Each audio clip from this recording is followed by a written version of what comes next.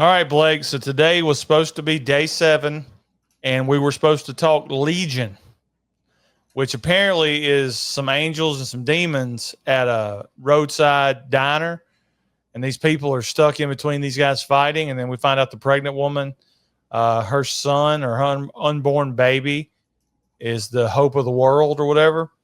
But they tried to make us pay money for it. So you know what we did? We went to the bullpen. And since this whole month has been about trying to make you into a Nightmare on Elm Street fan, because the people who support our show love Nightmare on Elm Street and they want Blake to love Nightmare on Elm Street, we slid in Nightmare on Elm Street 5, The Dream Child. Yeah, and I'll be honest. I am determined to finish this franchise, Ronnie. I keep wanting to get to the movie that I hear everyone talking about where it erases everything. And it turns out it was all movies and the actors are playing themselves. And that's what they want to make the new Scream like, to honor Wes Craven. Is that what they're doing with the new Scream? But you keep telling me, no, there's 3 more. There's 4 more. Like there's always like a couple of more before I get to that one. When the hell am I going to get to it? I'm at number 5 now. Well, how many more do I got to go? I think Freddy's dead and then New Nightmare. So I got to watch another movie before I get to the one I really want to see. It's bad. Why not just watch the one you really want to see? Because you got to watch them in order, Ronnie. I don't want to be like Phantasm. I didn't think it was the same blonde. I thought they slipped in another blonde on us, Blake. I had to look it up. I had to look it up. And turns out this blonde played Missy on Bill and Ted, the TV show, which we should review too. I thought she was going to say it was Missy from the movie. There's a Bill and Ted TV show? Yes, 7 episodes. There's a Harry and Henderson's TV show too. We should watch that after October's over. Okay. Hacksaw Jim Duggan. Remember Tim sent us that clip? Hacksaw Jim Duggan's in the episode. This just feels like, hey, Freddy Krueger is now a stand-up comedian, and we're going to make him make a bunch of dad jokes, and he's going to say bitch after everything. Yeah, that's his word, right? The B word. He loves saying the B word. Yeah. I just don't get it. I don't get it. Well, it was the 80s. He was animated. He became a pop culture phenomenon, just like Jason. And I think it all boils down to what you said. He was talking. He's like a bad guy that talked. And and then, that's probably why Chucky was so. We finally got a villain who was verbal. Yeah. But what I've started to realize after watching all these Nightmare on Elm Street movies is I think Robert Englund is uglier without the makeup than he is with the makeup, Blake. Yeah. Because he found a way to worm himself back into this movie again. He was probably holding them up for money. Like, you can't make these movies without me as Freddy. He probably held them up and said, you know what? If I'm going to do another one of these movies, because I got a real career opportunity out there, I'm going to have to put my real face in it, in that insane asylum, on my real face, so you can see why Freddy looks like the way he does. Movie. Yeah. I will say this. It was a really creative idea to bring Freddy back because she has shut off her dreams or whatever to where he can't access it anymore. Turns out got pregnant while in high school. It was the 80s. Huh? It was the 80s. Okay. And Freddy is entering back through the fetus's dreams. I thought that was really clever. I really did. I think this movie has deeper meaning, Ronnie. I think it's pro-life. This movie might be pro-life because they ask her if she wants to have an abortion. Well, and then she says, no, I'm going to keep the baby because that's the last part of Dan that's ever going to be alive. And plus, I saw it. It's growing. It's alive. Well, I mean, if she had known that ugly little kid was going to be her baby, I think she would have went for it immediately. But I would have had to edit. Why? You got 27 kids. Everybody knows that's not true. I know. It's fun to think about, though. They continued the tradition, Blake. Get the bucket. The boyfriend dies immediately in this one. A horrible death where he's riding on his motorcycle drunk. Drinking and driving. And a little DUI. And crashes outside the diner and is dead.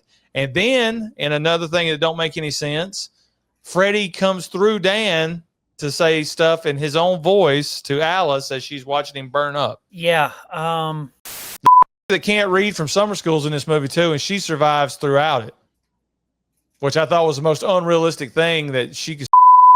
Back to what you were saying. I like the fact that they kept her alive because this is the third movie for this character. Nice save. This is this is the third movie for this blonde character, right? Yeah, Alice. It was Arquette. No, second. She's Arquette. No, she's not. Arquette died. The new fake Arquette died in the last movie. Oh, okay. Yeah. Good. Okay. Doesn't change anything. I still like they kept. I like that they didn't kill everybody. I will, and they brought the dad back. Like, how much trauma can you go through? I mean, you lose everybody that's around you every movie. I mean, it's nice that she does have a friend and a parent left. Because I thought for sure when Dad showed up to the graduation late, he was like, "I hid. Don't worry, nobody saw drunk Daddy." I was like, "Well, he's gonna die. He's gonna make you feel sorry for him, redeem himself, and then die." But he's there at the end. That was the best part of this movie is the dad had a redeeming arc where he's no longer an alcoholic. He's going to meetings. He's being a good role model. He can't wait to be a grandfather. He doesn't beat her for getting pregnant. On the flip side, the most ridiculous part of this movie is the guy that turns into RoboCop / Judge Dredd. Sperminator. What? This whole scene looked like, what's that music video, Take On Me? Yes. You know what I'm talking about? Mm-hmm. When it gets all cartoony? Mm-hmm. That's what it looked like. But every scene, every kill scene with Freddy felt like an SNL sketch to me. Like he's at the dinner table feeding this model food over and over and over until she explodes. That's every night for me, baby. Yeah. And I don't give up. He goes into the comic book, which I thought was unique, but the way he killed him, I was like, well, he's cutting up the papers. I'm like, okay, it's going to cut back and we're going to see a body just slashed. And, we don't really get that. I don't know. Just every scene with Freddy. The scariness is gone, right?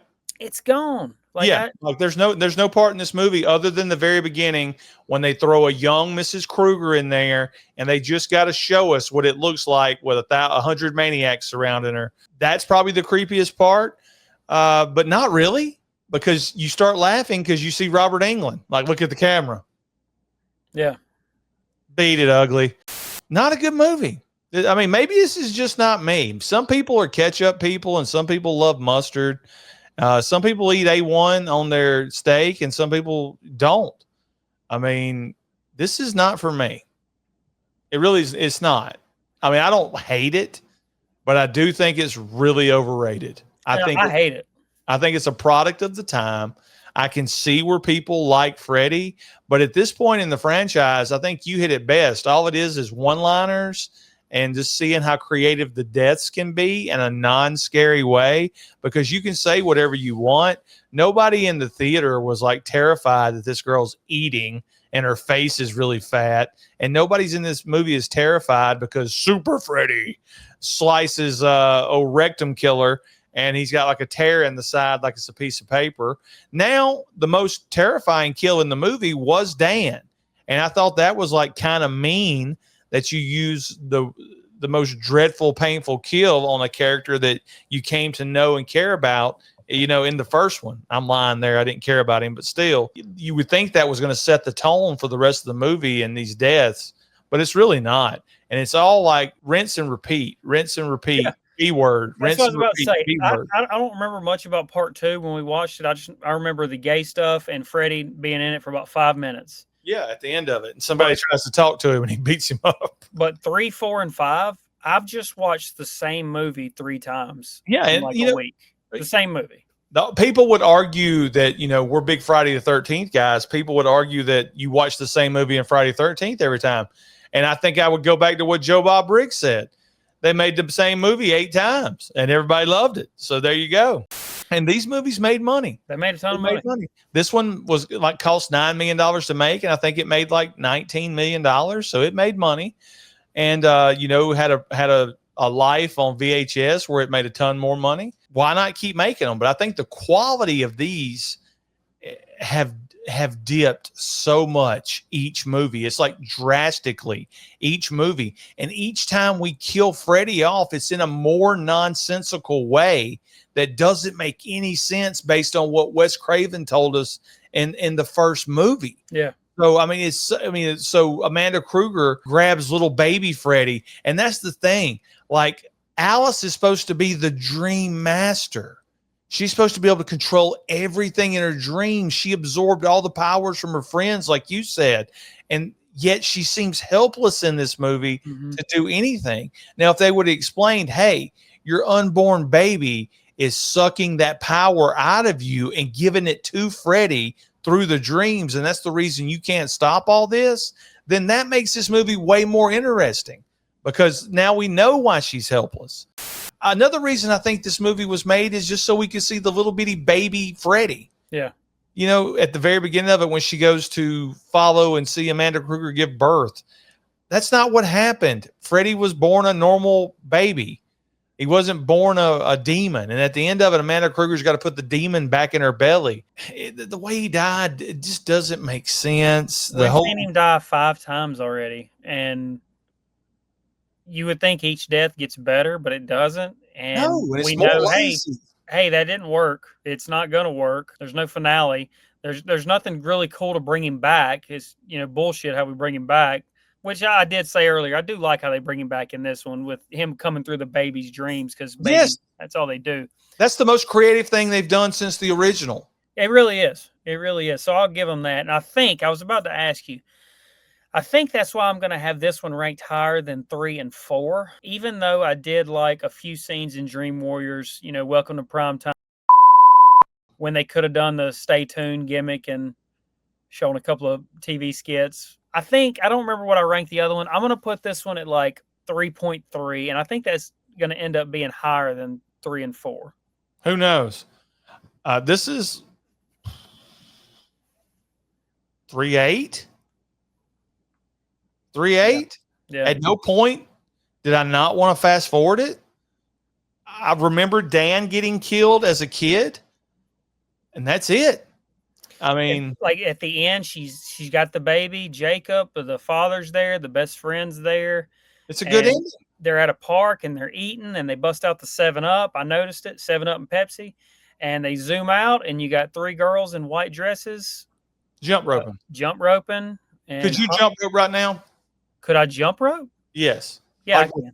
Like if me and Tim held a jump rope and swung it and could you jump in there and jump rope? I can jump rope like Rocky does in part 3. That's not what I'm asking.